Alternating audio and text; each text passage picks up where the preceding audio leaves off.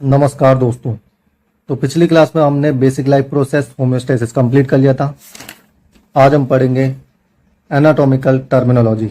इसमें body position है, regional names है, डायरेक्शनल टर्म है, प्लेन एंड सेक्शन है, बॉडी कैविटीज है और एब्डोमिनो पेल्विक रीजन एंड क्वाड्रेंट्स है।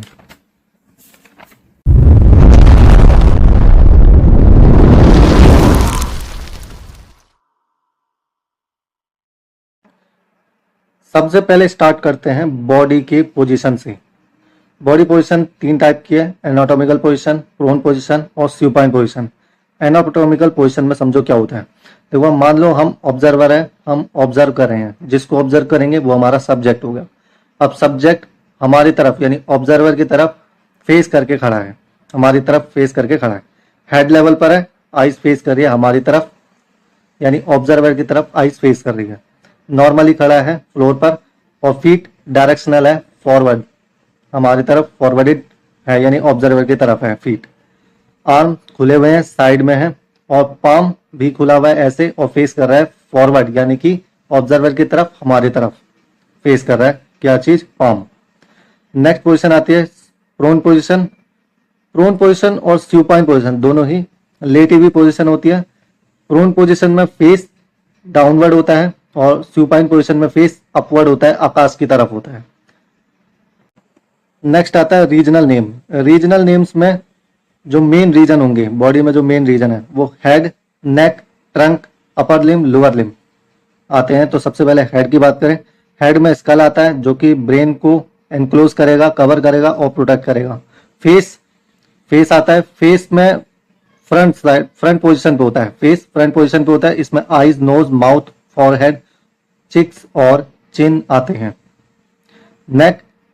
नेक जो है सपोर्टिंग पार्ट होता है, ये हेड को सपोर्ट करता है और हेड को ट्रंक से अटैच भी करता है, या यूं कह सकते हैं हेड और ट्रंक का कनेक्टिंग पार्ट कौन सा हो गया, नेक। ट्रंक में चेस्ट, एब्डोमेन, पेल्विस आते हैं। अपर लिम्ब एक रीजन है, रीजन मतलब हिस्सा, एरिया। इसमें अपर लिम्ब अटैच होता है ट्रंक से, ये ऊपर की तरफ अटैच होगा, अपर साइड पर होगा।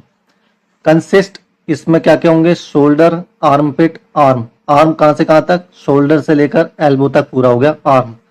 फिर फोर आर्म में कहां से कहां तक, एल्बो से लेकर रिस्ट तक यानी कलाई तक हो गया हमारा four arm.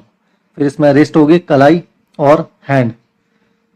Lower limbs trunk से अटैच्ड होगा लोअर पार्ट पर, ट्रंक के लोअर पार्ट पर। इसमें बुटक्स, थाई आती है। थाई कहां से कहां तक, बुटक से लेकर नी तक या नी कैप भी कह सकते हैं उसको, वहां तक हो गया हमारी थाई।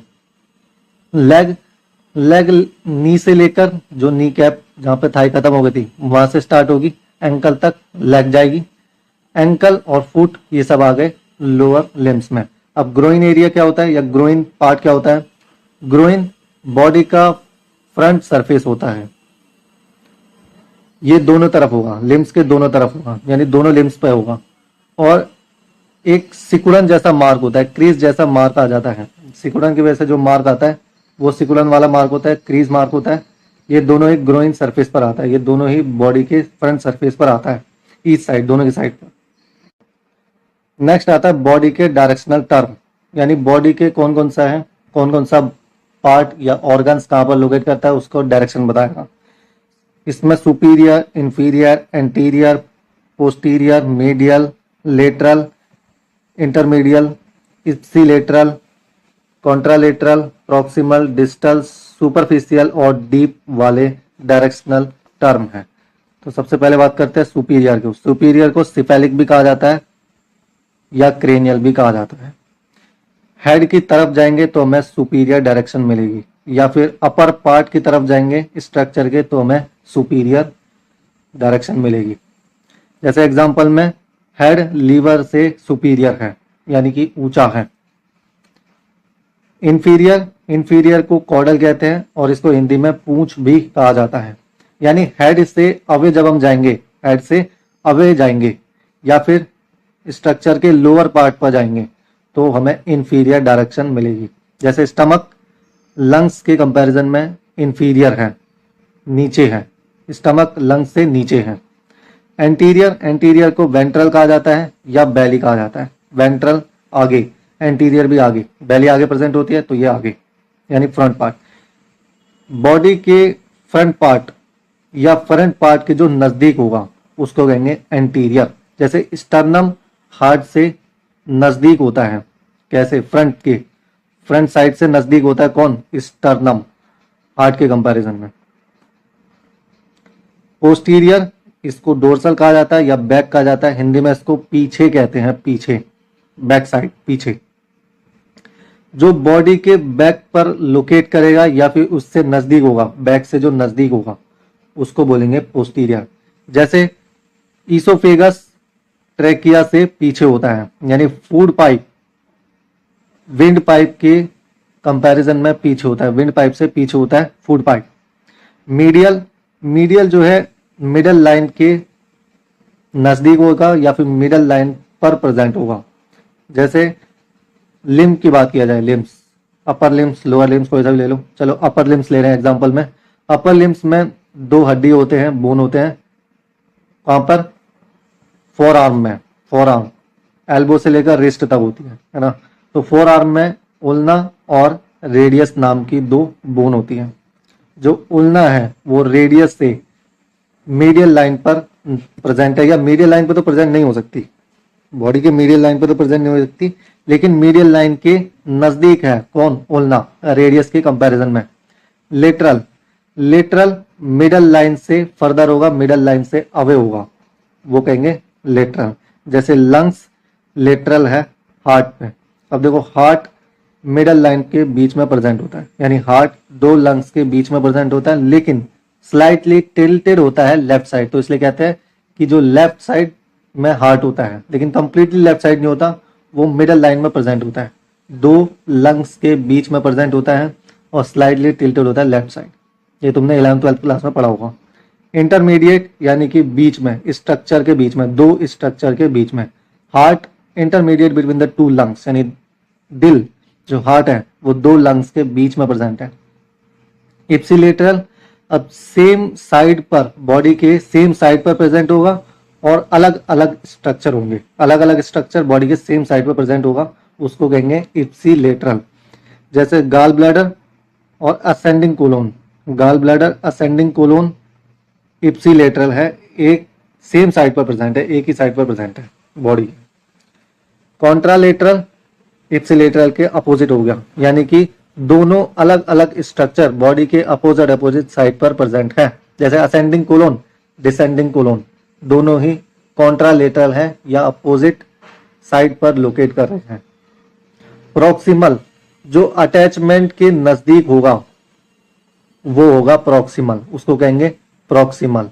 या स्ट्रक्चर के ओरिजिनेशन, ओरिजिनेशन यानी कि जहां से स्टार्ट हो रहा है, जहां से स्टार्ट हो रहा है या फिर अटैचमेंट है, वहां से जो नजदीक में होगा, जो भी पार्ट नजदीक में होगा वो होगा प्रॉक्सिमल। जैसे प्रॉक्सिमल कॉन्वोलेटेड टिब्यूल्स, तुमने पढ़ा होगा 12th क्लास में, नेफ्रॉन का स्ट्रक्चर, एक पीसीटी होता है, एक डीसीटी होता है। पीसीटी यानी प्रॉक्सिमल कॉन्वोलेटेड टिब्यूल्स, जो कॉन्वोलेटेड टिब्यूल्स है वो ग्लोमेरुलस से, यानी ग्लोमेरुलस से अटैच होता है टिब्यूल्स, तो सबसे नजदीक कौन हुआ? प्रॉक्सिमल वाला। ठीक है, जो नजदीक होता है वो कॉन्वोलेटेड टिब्यूल्स, जो भी नजदीक में प्रेजेंट है उसको नाम दे दिया कॉन्वोलेटेड, प्रॉक्सिमल कॉन्वोलेटेड टिब्यूल्स। ऐसे इसमें ह्यूमरस का एग्जांपल लेते हैं, हड्डी का नाम जब तुम पढ़ोगे, ह्यूमरस होता है और रेडियस होता है।